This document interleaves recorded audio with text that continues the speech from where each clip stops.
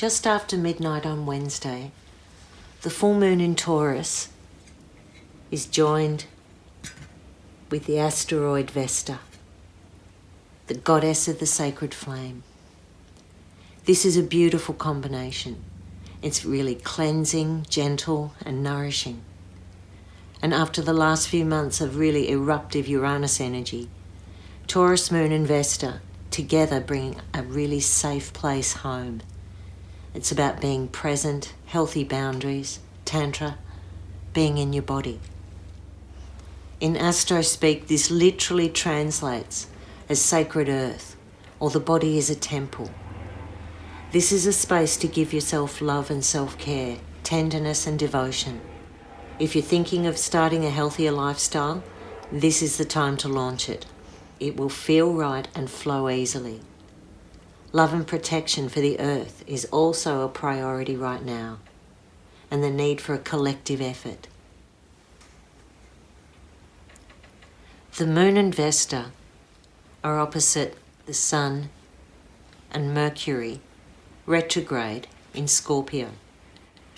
So the conversations and the connections, the thought processes can go really deep. The big stuff, the dark stuff, the I've never told anyone this before stuff. Sometimes the sun can be really exposing and judging, but this moon just strips everything back to its essential nature, which is love, trust, gratitude and worthiness, just the same that everyone else wants. And there's an energy with this moon that really holds the space for darkness to find the light. It's very pure, and if you're going through a tough time, this might be when you reveal your vulnerability and get the right support. Vesta is a goddess who keeps you connected to spirit. So it's time to return to the source. Light a candle, be in nature, swim in the sea, dance to music that you love, whatever plugs you into joy. Now, in all this loveliness, we aren't completely off the hook with Uranus. There's a broad link here to Mars, creating arguments and maybe accidents. Saturn, who calls for accountability and the rules to be obeyed, is pushing back on Mars. So expect boundaries to be tested. Be aware, if there are red flags, they may be there to warn you.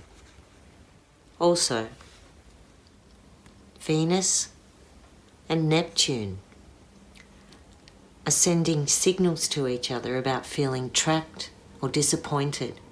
But I see the frustration that this is creating will ultimately bring freedom and a new vision, a new form that's more substantial and more worthy of your deepest needs.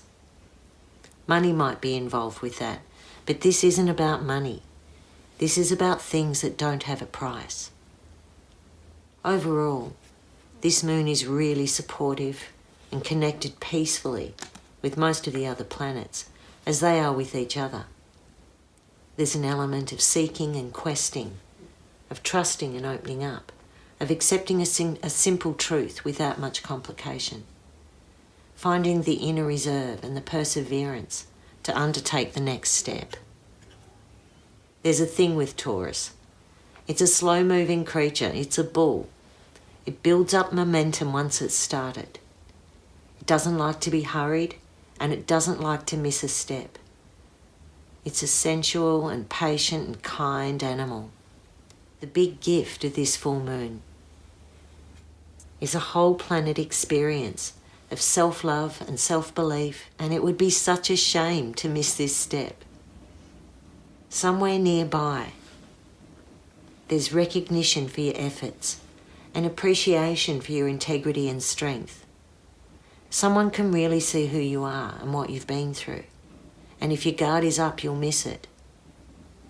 There's a sacred connection that this moon brings. And it would be perfect if that sacred connection was with yourself.